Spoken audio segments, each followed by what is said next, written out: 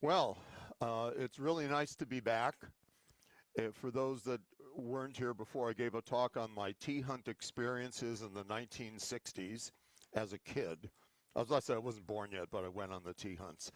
And the history of call signs that I got from, I think it was W6TWA in Seattle, who was kind enough to let me use his talk.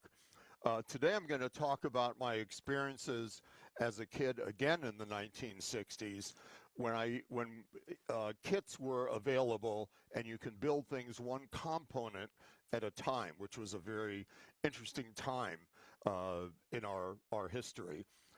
First of all, before I start, I want to thank Zach for telling me about the field day.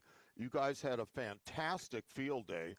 I've never been to a field day before, so this was a great way to start with, what, 23 stations? Wow, what an antenna farm you guys had. Then also I want to comment on what James mentioned about safety issues. When I was about 12 years old, I experienced a couple safety issues on my ham radio station. I touched the cap of the plate of my final transmitter tube, and I got a very nice RF burn. It's no longer here, but boy, was that painful. Then another safety issue was back then, if we had relay contacts that needed cleaning, we used something called carbon tetrachloride that you can get at your neighborhood electronics store. It was very toxic. How's a 12-year-old supposed to know about that? One interesting thing about carbon tetrachloride, it had the same index of refraction as water. So if you took a glass rod and stuck it in a cup of carbon tetrachloride, it would look like it disappeared because it matched the index of refraction of the water. So I didn't inhale enough of that. Maybe I did to affect me. But that was a cute experiment.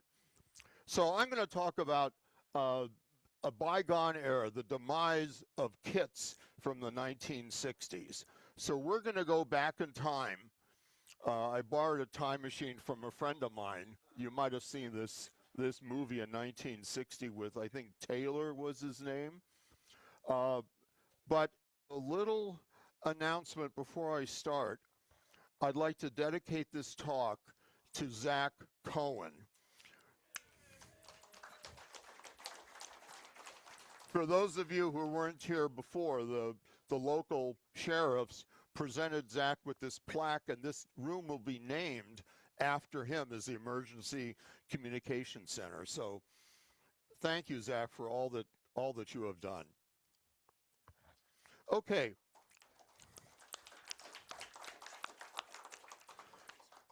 I'm going to continue by telling you what I'm not going to talk about today. I'm not going to talk about chemistry sets of the 1960s. These wonderful toxic compounds of powder and liquid were available through Mr. Wizard's handy-dandy chemistry set. And this is an example of all the different compounds that were included. And of course, as a 12-year-old or 11-year-old kid, the first thing you wanted to do was mix them all together and see what happened. Well, several of my neighbors are no longer here. No, just kidding. Another thing we're not going to talk about, these kits were available a couple years before I started, was an atomic energy lab, completely safe and harmless. Isn't that amazing? Now, when I was a boy, I focused more on this than on that. I would ask my mom, why is an old lady like you in the same picture as this real neat Geiger counter? Can't they get rid of this old lady? Well, now that I'm older, I have trouble distinguishing between the two. Anyways, so back in the 60s, the joy was building electronic gadgets one component at a time. So we had fuses, resistors, switches, inductors, variable capacitors, diodes, as well as vacuum tubes and a little bit later transistors. And these were the tools of the trade. They're still in existence today. And this was a Weller expert soldering gun. And this was the vapors that the resin sent off. And if any of you worked with that, the aroma was so wonderful in the room when you would solder things. I don't know if today's solder has that. But so these were the things that we worked with. Now, of course, things have evolved. Years after I stopped, there were ICs and LSIs, the system components, Navita, robotics, and then biotech. So we might say that, oh, these kids these days don't appreciate these kits, but they've evolved. They've gone from components to networks and systems and very complicated gadgets that are computer controlled with sensors and biofeedback. So there's a whole new generation of electronic bio enthusiasts, I'd call it, that are now interested in electronics and technology. So these are examples of some of the kits that kids used to get. This crystal set says it uses the same circuitry developed by Marconi. That was back in the 1890s or 1895. And I don't know if you guys remember, any of you remember the Remco kits? Anybody remember? Oh, so I'm not the only, well, elderly or senior, whatever. But we used to buy things at the toy stores back then, the Remco crystal sets. Here's one. Hey, look, I built a radio in 2 minutes. But he didn't say if it was 2 consecutive minutes. That was a joke. But this was made by the Raytheon Education Company. Raytheon is still around. So back then they actually had an education group. Pardon me? Oh, okay, so maybe he learned on this. And how to build electronic kits. And here's another Remco radio station, sends and receives voice and codes up to a half a mile. I didn't have that one. And here's some other ones. Radio Science, Radio Shack came on a little bit later. Some of the kits actually had tubes back then. Here's something by Olson that it's a quality product of Japan, marketed through Akron, Ohio, a science fair instruction manual. And if you used to read the comic books back in those days, they had all these advertisements. Build 16 radios for only $22.95. Transmitters, receivers, signal tracers, injectors, code oscillators, all kinds of neat things that were advertised in the comic books. Now, my parents really educated me in science and technology when I was a kid. And this is what they exposed me to as a youngster. So I was wearing this thing, and they beamed over RF with all the electronic kits of the Cone Electronic Company, if you remember that. Cone had a series of 3 volumes of how to become an electronic technician. It was beyond my skill set. But this is what I used to get to where I am today. Okay, in 1960, my mom actually subscribed to Popular Electronics. So this was the first magazine, a hobby magazine that I would receive in the mail. It was so exciting. This was January 1960, 35 cents. Build a 1-tube laboratory. And here's some things to build. A dry cell rejuvenator. And I don't know if you can charge up dry cells. They're not like lead salt batteries or lithium ion batteries. But they had this. And this is one of the first things that I built from these magazines. Here's another thing that I built, a Thurman, when I was in the 7th grade. And that was a lot of fun. I'm sure you guys know what a Thurman is. You can actually download a Thurman app, and it uses the gyroscope in your phone to vary the tone and the wobbling sound that comes out of a normal theremin. Theremin was actually invented by Tesla, of all people, who did the Tesla coil. And I have another talk in the future that talks on technology that Tesla did. He was a spy for Russia on top of all these things, but that's a topic for another presentation. So back then, where did we get the parts to build these things? Where there were actually war surplus stores. Now the surplus stores are all Chinese distributor marts. You can't really buy war surplus stores from a surplus store these days. So this was a genuine item. Here's some examples of World War II transmitters and receivers that were used on the airplanes, the ARC-12 or the ARC-13. I think Zach would share some of that. What?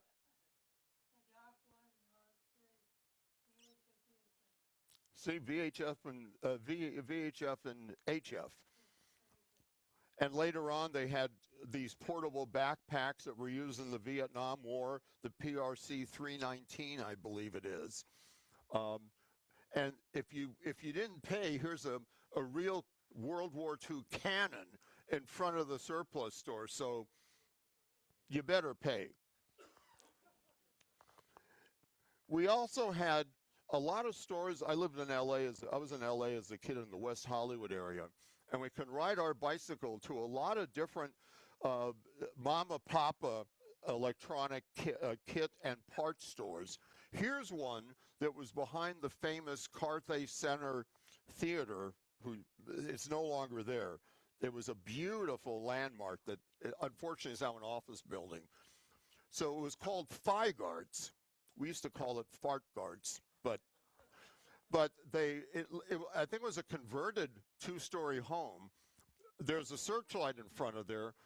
That's another story. As a teenager, I used to run these World War II anti-aircraft searchlights for movie premieres in Hollywood Bowl and Disneyland, and they had it for private companies. And here's one, a company called Sunray. I didn't work for them, but they were advertising CVARC. So we used to ride our bicycles around town, and within about 20 minutes, you can go to about 3 or 4 different stores to buy the different components that you need. And of course, the local Thrifty Mart and other drugstores used to have these tube testers. I'm sure a lot of you remember these. My mom would say, the television isn't working right, the vertical hold. She wouldn't use those terms. But can you take out the tubes and ride your bike over to the Thrifty and see if they're still working? They had this big meter here and a listing of all the different tubes with all the different switch settings that you had to make on this. And if you found one that's bad, the manager would come with his magic key and open this up and pull out drawers of new tubes for you to purchase. Later on, I saved up my paper route money, and I bought a Mercury 1100 tube tester. And here are the 3 rotor switches that you would set that based on the tube in terms of the plate voltage and everything else to determine if the tube was functioning or not. And these are examples of what the tubes look like in their little cardboard boxes. I don't think you can buy tubes here anymore. I think some of them are made in Russia, of all places. Back when I was in junior high school, my buddy Jerome Ussery and I used to build crystal sets. And he came out last year. He ended up working at Northrop, and I was at Hughes, and then later Raytheon bought Hughes, so I worked at Raytheon too for a while, and now owned by Boeing and General Motors. And I bought a couple of crystal sets, and our goal was to build these crystal sets, but we spent so much time reminiscing about the good old days, we never got around to building the crystal sets. But Jerome and I have remained friends for like 60 years. He too was in Vietnam. And he survived, and it was amazing how sweet a person he was, considering what, terror and horror went on. Just like Zach is such a sweet man, also having experienced the nightmares in Vietnam. Here's an example of a Japanese crystal set that was available back then. It's a crystal set, but instead of having a variable capacitor to change the resonant frequency, it had a variable inductor. And I didn't know this until recently when I found this. And the way it worked is there was a ferrite rod that would go into and out of a coil. And if you open this up, here's the ferrite rod that would go into and out of the coil to change the frequency. You needed an aerial, like a long wire, and a ground connection. Back then, you can use the telephone metal to enable a true ground. You can't do that anymore. Telephones are all, I mean, there's no ground. Except, and there's a safety issue here, the third prong of your wall plug is a true ground. So you can use that. See, they're busting me already. Take that back. There's no true ground available anymore. Thank you. Perfect timing. Okay. And the heart of the crystal set, of course, was the diode. Here's an old, it was called the Galena cat's whisker diode, which was a crystal of lead sulfide and typically a tungsten wire that would make contact with the crystal and form basically a diode junction. And back in 2001, Jahadish Bose was actually able to use that as a receiver for a spark gap that was presumably operated in the range of 12 to 60 gigahertz. I don't think he was able to measure it back then, but he was actually able to build a small communication system. Here's a compact galena that's available today. It's a germanium crystal, also with a tungsten anode. And of course now they're all doped semiconductor junctions such as gallium arsenide, indium phosphide. Here's a p-n junction with silicon. And here's an example of an old tunnel diode. I don't know if they're still available. And here's a typical diode the size of a quarter.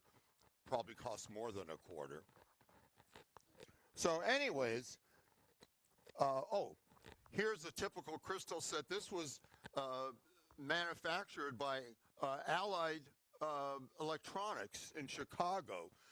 They used to send out like a 400-page catalog every year that listed solenoids, relays, capacitors, resistors, diodes. It was a mecca for the hobbyists. How many remember the Allied radio catalog? They also had a Lafayette catalog, and I think a Knight catalog. Who? Newark? So that filled my shelves as a kid, and it was for free. It was so neat. Here's a one-tube radio kit, a retro version, I guess they call it, and here's what the schematic looked like. Oh, and here's the schematic of the crystal set with basically a transformer, if you will, is the input, and here's the tuned circuit. In this case, the capacitor is the capacitance varies with a fixed inductor to change the resonant frequency. Here's the crystal set that I was going to build with Jerome Ussery. I got it from some fellow in England for about 15 bucks because I didn't want to try searching all over the county to buy a couple parts. And you had to wind the coils. Here's a coil that was supposed to be 50 turns and 30 turns. And at my age, I think I lost count at 32 turns. But it worked. It was a terrible reception. It was full of the QRN noise. And I got one Spanish-speaking sports station, very, very weak. I don't know if it was Spanish-speaking. Maybe these diodes were made in Mexico. I don't know. That was a bad joke, so politically incorrect. They were made here. Nobody, is this being recorded? Nobody's laughing. I worked for months on these jokes. Yes. You have to raise your hand. Okay, there's one volunteer, a courtesy chuckle, I used to call that. So here's the variable capacitor. Thank you for the laugh. You're the next president of this group. Here's the diode, and here's a little disc capacitor. I lacked the skill set that I did as a kid. So here's the completed crystal set in a pepper spice bottle. So this is a pepper crystal set, and you can actually see these components if you want to. That's a Dr. Pepper crystal set.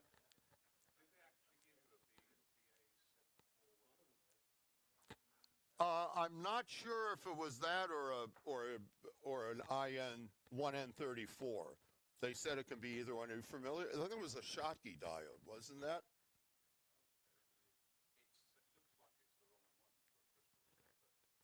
Maybe that's why it wasn't that good. I should put you in touch with this fellow. No, he was a nice guy. Mr. Walmsley was his name. So the bottom line is the 1961 version that I built with Jerome Ussery way back when, 65 years ago, worked a little bit better. I was able to receive Dodger baseball broadcasts on KFI back in the early 60s with this crystal set. Okay, here's the first homebrew kit that I built from the Hobby magazine. I showed you this earlier. The dry cell rejuvenator. Here's the article. Here's what they showed. And they said construction is quite simple. Almost any type of cabinet, even a cigar box, can be used. Well, back then you can get cigar boxes out of the trash cans from Thrifty. Nobody smoked in our family. So here's the cigar box. My mom gave me the adhesive back shelving to put on to give it some realism. Here you can see the meter and the potentiometer and the switch and the battery holder. So, you know, as a kid, it was okay, but it worked. Here's another homebrew gadget. I showed this when I gave the T-Hunt talk. This was a 2-meter sniffer, and I bought the parts for this at that Feigart's electronic house. It was that tunnel diode, and I think it was a 4-turn coil with like a 20-puff variable capacitor forming the tune circuit in the 2-meter band. And this only weighed about, 2 pounds. And we used to use it on T-Hunts. It had a 1N21 tunnel diode with a little coat hanger for a whip antenna, and that actually worked also. Just a little sidebar here, the evolution of the sniffer. I went to a meeting at the Ventura County Amateur Radio Club, and people bring in old equipment that they found at estate sales to sell. And here's one that I bought for $5. It was like a boat anchor. It weighed 6 pounds, and it had a magnetic-based antenna that you would rotate this unit.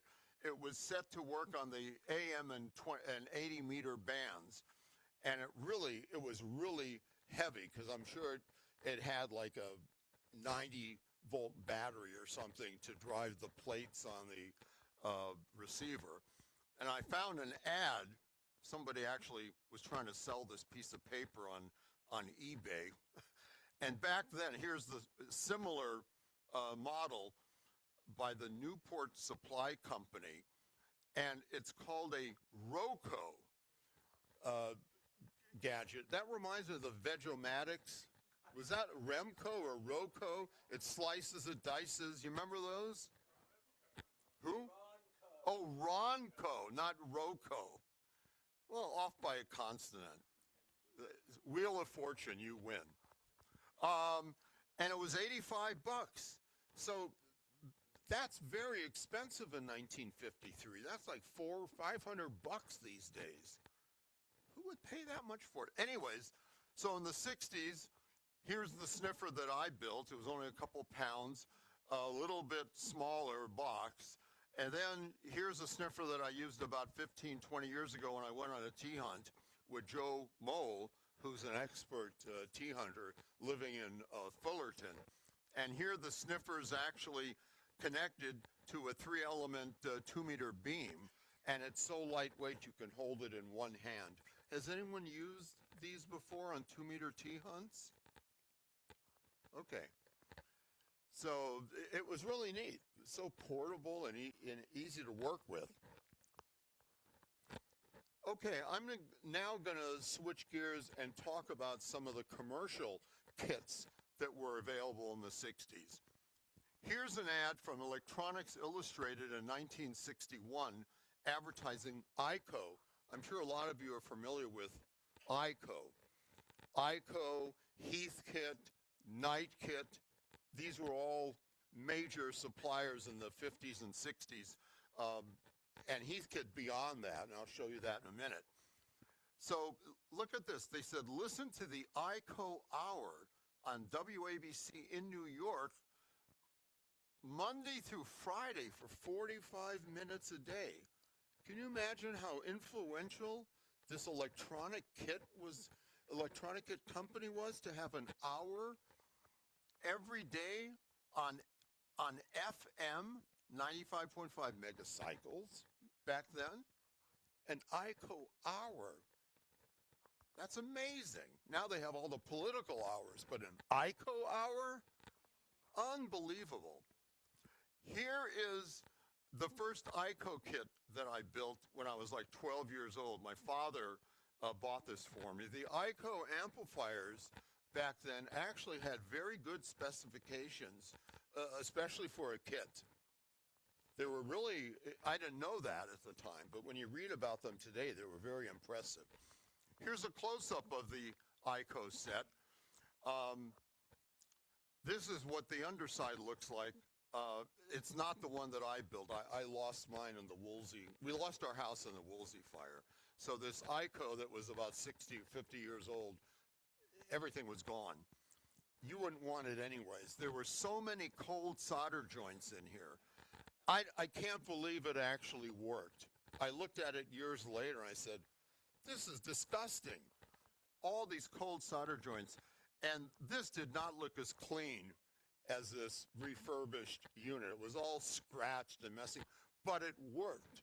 We had a Girard changer and small Fraser speakers, little like 13-inch by 13-inch enclosure Fraser speakers, and that was our first stereo set. And here's another ad from the same magazine. This is test equipment.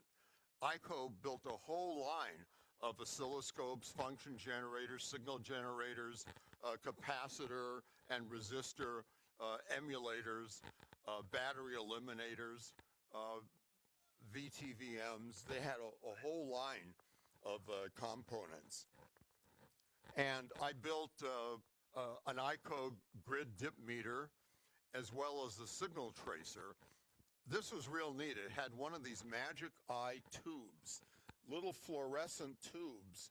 The plate was replaced by a fluorescent screen, kind of like a miniature television in a way.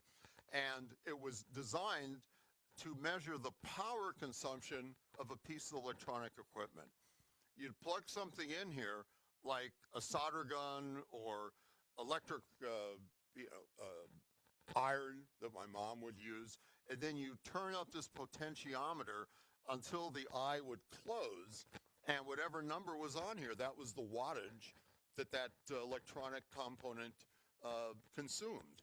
It was easy. It was interesting that they integrated that with a signal tracer used to repair radios.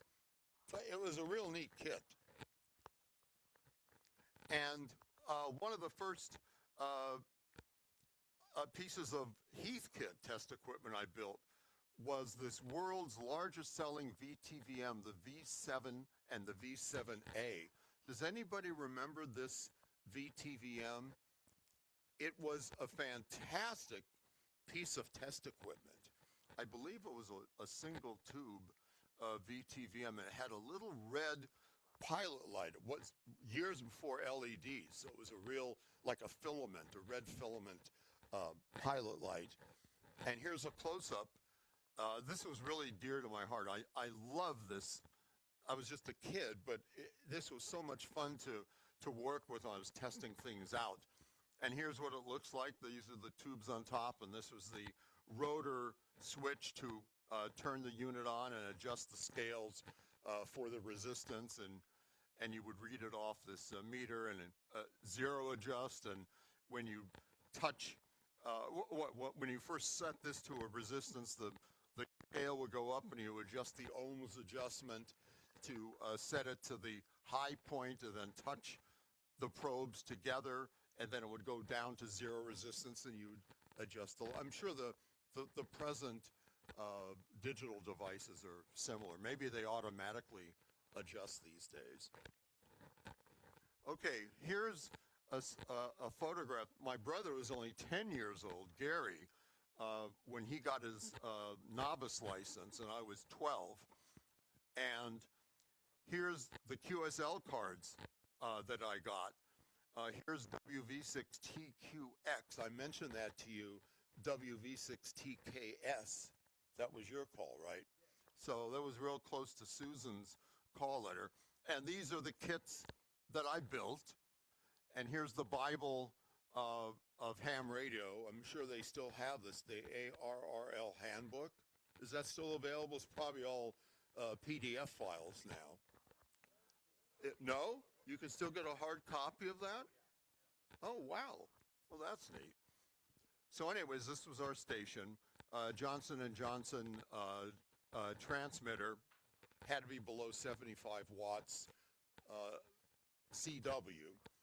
And when you first got your call sign, they would send you a commercial, a little like a desktop thing with your call letters in plastic that you'd insert into this little groove.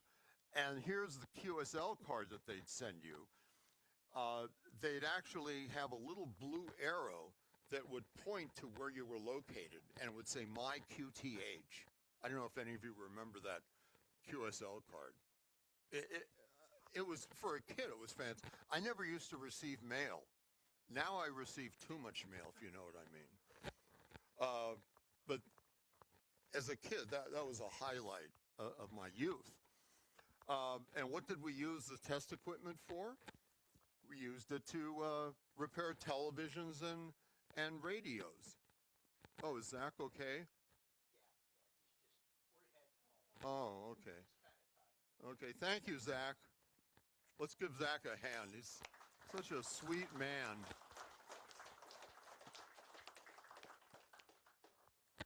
Okay, so getting back to this television repairman, I'd like to point out a couple things. You think this is an expert technician, don't you? Well, he's probably measuring the 15 kilovolt horizontal voltage drive for the CRT, right? That's a high voltage drive with this probe. And he's not looking at the transformer. Look who he's looking at while he has this high voltage probe. He's looking at the model. And if you look more closely, I worked for NCIS and, you know, all those different organizations. Look at what he has on his finger. He's married. So here's a married man looking at a model about to electrocute himself. What gives to these electronic technicians? But there were some good ones. Here's a fellow that would drive a VW around in the early 60s. He called it a TV hospital. And here's his partner, not a model, but a little dog. I thought that was great. And this was in our neighborhood. We lived on Laurel Avenue, and about a mile from our house was an east-west road called Melrose Avenue. It's become very popular over the years, like Melrose. It's a chic place to hang out. But back then it was just plumber, accountants, you know, stationery stores, and your television repair stores. And here's his number, Olive 68080. These were the prefixes back then. Now they're all digits, of course. But this guy was very popular. There was an interesting article written about him. If I can find it, I'll send it to you, about the radio repairmen of the 60s that didn't hang out with models. Okay, I'm going to review very quickly some of the three major suppliers. ICO started in the 40s and they lasted until the late 70s. And here's a compilation of some of the equipment that you can buy, either in kit form or built. And as a matter of fact, here's your ICO Geiger counter. They actually sold Geiger counters back then, of all things. Now, here's their demise that I didn't know about until recently. They sold a single sideband transceiver, the 753, but it was terrible. It drifted all over the band, and they called it the 7drifty3. And that was the demise of the ICO ham radio market. But their equipment, here's an example of one of their FM receivers. Their equipment was really stellar, and they lasted until the late 70s. In 1956, they sold 1 million units. That's why they had the ICO Hour 5 years later in New York. Here are night kits. I never bought a night kit. Did any of you buy night kits by Allied? Did you like them? Night kits. They lasted for about a decade, from the mid-50s to the mid-60s. And again, they had a variety of equipment, from hi-fi equipment to ham radio to diagnostic equipment, and even citizen band equipment later on. And here is the creme de la creme of kits. They started in 1946, and I'll show you a couple early images of early catalogs from back then, which I found fascinating. And they lasted until the early 90s. 50 years they were in business. So they really kept up with the times. And by the way, the instruction manuals for these kits were so educational. Not only did they teach you where to connect the various resistors and capacitors, they described the circuitry. What is going on? How does it work? Does anyone remember the detail? It was very educational. You can learn from that. And as a matter of fact, Heathkit later on published booklets on teaching electronics, probably an artifact of what they did earlier. And here's the tree of Heathkit equipment, from electronic equipment early in the game to 2-meter transceivers, and then later on computers and even electronic organs. And here's an example of one of their books that came out later on, Concepts of Electronics. And they evolved from ham radio and audio equipment to consumer electronics to computers and education. Okay, I didn't build these. This is what I got by, from swapping different things with different friends. My first VHF rig was a Heathkit Tour. These were called the Benton lunchboxes. They only put out 5 watts, AM, crystal controlled, with a super regenerative receiver that my neighbor said put out more power than the transmitter. These receivers were terrible in terms of RFI. I later graduated to a Heathkit Pawnee once I got my General. A technician, I think, was also able to use a VFO instead of crystal controlled. This is what I used to take on the T-hunts. It worked either with the wall plug or with your 12-volt battery. It had a vibrator, so you'd hear it buzzing and rattling while you're driving around LA in search of hidden transmitters. This was a great rig. I believe it was 10 watts input, well, with an S meter. It was really neat. Okay, I'm going to walk you through just a couple of these catalogs. I'm going to show you a quick video on the history of Heathkit. I didn't make this video. It was pointed out by W0RW, Paul Signorelli. He used to live in the San Fernando Valley. He moved to the Rocky Mountains, and he still in his 80s hikes around the Rocky Mountains with a Vietnam-era transceiver, the PRC 319. He's an amazing guy. I've learned a lot from him, and he would post different items on this chat room, and one of them was this video about the history of Heathkit. So here are some Heathkit catalogs. I won't go through all of them, from the 40s to the early 90s. The very first Heathkit catalog came out in 1946. It was on mimeograph. You remember the smelly mimeograph machines from high school and junior high school? Didn't they smell neat? Anyways, that was the blue ink on the white paper. But here's an oscilloscope for only 39 bucks.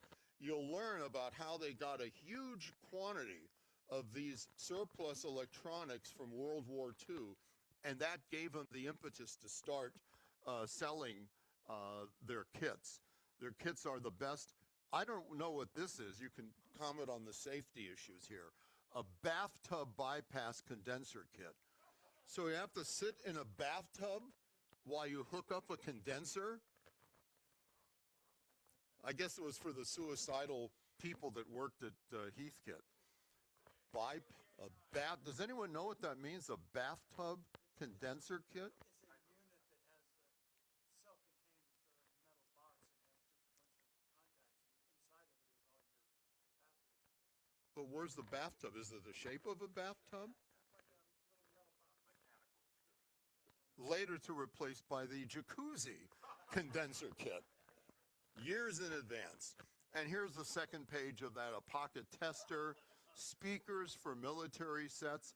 You like to play with radar? We have a small quantity of radar transmitters, which we are told are being used as small boat radio sets by beaming them horizontally and sweeping them manually. So they appeal to all kinds of enthusiasts. 15 years later, after this two-page mimeograph catalog, look what Heathkit came out with, 1961. All these interesting kits with their details on how to construct them. They really knew what they were doing. They had a great business model, at least in the early days. And one of their first receivers was a shortwave receiver called the Mohican. My friend Harold Rattray built one of these, who lived across the street. It was a great multi-band receiver, and it actually had transistors and diodes. It was really a neat device. And here's the Heathkit Tour that was available for about 40 bucks, or you can get it, you can get it wired, I think, for 10 bucks more. Who would get a wired Heathkit? The joy was building it, right? And look what else they had. They had an op amp. Look how big this op amp is. It measures 11 by 6 by 12 and a half inches. It's a gigantic op amp. It worked to about a half a megahertz, 94, let's see, what was it?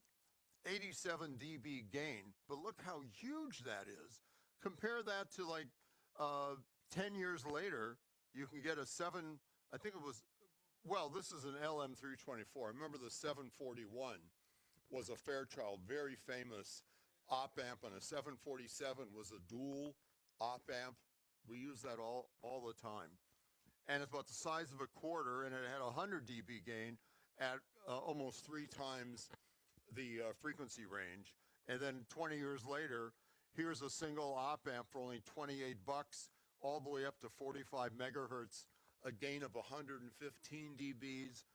And now you can get an 8 gigahertz, 100 dB little compact chip. So it's come a long ways from these desktop behemoths, but that was the first of a kind. They also built analog computers for only $200. Think of how expensive that is, especially in these dollars. It drew 100 watts. An analog computer drawing 100 watts. But that was like a major breakthrough at the time. You can buy a computer from Heathkit. Here's a couple years later, a couple items from their 1966 catalog. I'll go through this real fast. They had the series of DX equipment, the DX60 transmitters, RX, I believe, was the receivers for a reasonable price. And they emulated the Collins S line. Does anyone remember the KWM1 or KWM2 Collins? Excellent receivers and transmitters. And Heathkit emulated those, only $325, and their 2 kilowatt linear amplifier was only $200. Now, when I first got my job at Hughes, we needed to get a helium discharge lamp to excite helium neon atoms in another lamp to make what amounts to little miniature gyroscopes by using circularly polarized light. I can't go into the details, not because it's classified, but it's a little tricky. But they were using lasers to spin up what amounted to atomic gyroscopes. We needed to excite the lamp, and we came up with an idea. Let's just use RF. Let's wind a coil around this lamp, and let's use this killer. We'll overdrive it just to be sure that that won't delay our program. So it worked. We actually built this helium discharge lamp with a barium getter. Does anyone know what getters are? They were like if you looked at an old vacuum tube, it has that silvery coating inside. That's there to absorb oxygen. I always, as a kid, thought that meant the tube was bad. No, that meant the tube was good. If it leaked and the barium getter absorbed the oxygen, it would turn white. So if you saw a tube that had like a white coating, that was defective. So we flashed our own getters, wound a coil around this discharge lamp. Here's an example of what one would look like. And we published a paper in an optics journal. Me and my boss, and my boss always had to be a co-author on everything I did. When I became a boss, I said, I don't want to be a co-author. That's your job. You did the work. I really wanted the people that did the work to be the ones that got the recognition. But everyone has their own philosophy. Anyways, this was a very fun paper to publish. I used to take the spectra when I went out on blind dates. And I said, do you want to see an optically pumped spectra of helium atoms? And she'd say, what? Aren't we going to a drive-in tonight? I said, yeah, but first, and I took out this chart recorder of the resonant transitions in helium and neon atoms. That was the exciting moment of the night. Unfortunately, the only exciting moment of the night. But that was me as, I told you I was a nerd in training when I was a kid. In 1977, Heathkit started to get into other areas beyond just ham radio. Here's an organ that you can build for $549. And here's the real demise of Heathkit when they teamed up with Zenith. I don't think Zenith was really interested in kits. But I guess Heathkit was failing, and Zenith, I guess, saved their company for at least a couple years. And here's the letter saying, don't worry, dear Heathkit friend, we're in good hands. We'll continue doing what we did, which means they won't continue doing what they did, but we'll be in business a little bit longer. And you don't see too many ham radios in here. You see color television sets, remote controls, VCR recorders, kind of a far cry from an 80-meter single sideband transceiver. And then this is the last catalog I was able to find. This thing, they really emphasized computers a lot. They call them trainers. You can buy a microprocessor trainer, which was actually pretty good considering that this was the decade that people were getting into computers. They really went with the times. I mean, I have to give them credit. People were no longer as interested in ham radio and even CB as they used to be. The young people were more interested in learning about computers, about the digital world. Here's a digital trainer, and even lasers. They sold a laser with a power meter, 5 milliwatt or 1 milliwatt laser. Now you can get a laser pointer that puts out more than that. It's not helium. It's a laser diode now, and you can get them in green and blue. It's amazing where the technology has come. These lasers these days are about 30% efficient. These lasers back then it was like less than 1% efficient. It required 15 watts to put out a milliwatt. That's 1/10 of a percent efficiency.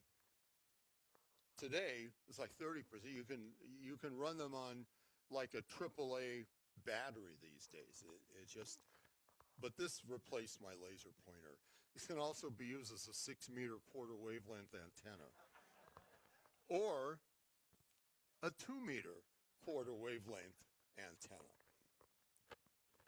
And just to let you know, you can still purchase, I think the Apex Surplus store is still around. Is that right?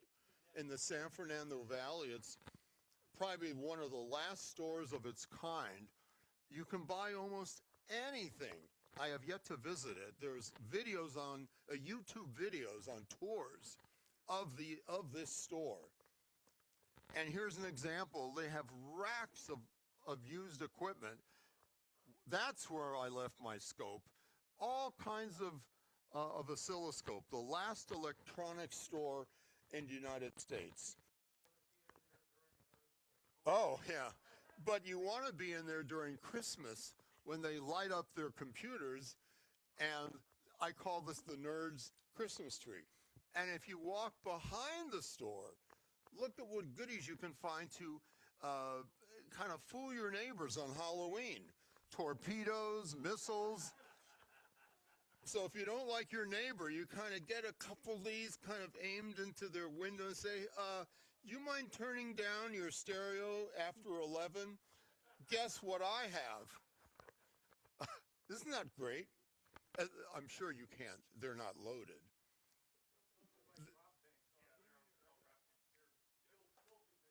Oh, they're not real? How about the torpedoes? Those are real, aren't they? Napalm. The neighbors I don't even know that. So, anyways. So, to conclude, I just want to remind you that way back when, we used to build gadgets out of single components. I argue that the kids these days don't appreciate what an inductor does, what a resistor does, what is a tuned circuit. But I don't appreciate what a computer-controlled network does and what servo-controlled novel feedback systems are being used to control biofeedback or, medical diagnostics. So the things have really advanced into robotics, into biotech. It's just amazing. But as for me, I'm going to pack up my slide rule, get my Galena cat's wrister crystal, hop on my Huffy foot brake bicycle from 1960, and ride off into the sunset. That's what I'm going to do. So in conclusion, I want to dedicate this to a dear friend of mine, Robin Okanishi, that passed away last year. He's the one that proctored my novice exam. He was born in Hawaii, in Kauai, and I just found this QSL card after he passed away on the internet someplace. Here's a QSL card that he sent back in 1956. He was still living in Hawaii. He was about 13 years old, or 17 years old, on 40 meters on CW. Robin was his name. And unfortunately, his father, during World War II, I believe he was he wasn't a U.S. citizen. This was before the United States acquired, it was a territory of the U.S. back then. He was shipped over to Arkansas to a detention camp because he was of Japanese heritage. He was a ham radio operator that loved our country. And because he was a ham, they didn't want him on the West Coast. So he was shipped thousands of miles away. And several of my other friends, Japanese Americans, that became PhDs, three different ones at Hughes Research Labs, as a matter of fact, had family that was carted away during World War II. And they were U.S. citizens. So, you know, I don't want to get into politics, but we have to keep our eyes open to what's happening in our country and in our world these days. And I really applaud these people for having the fortitude to survive that and come back and have meaningful lives and educate me in electronics and physics. They were PhDs later on in life, so I learned a lot from them. But thank you again for having me.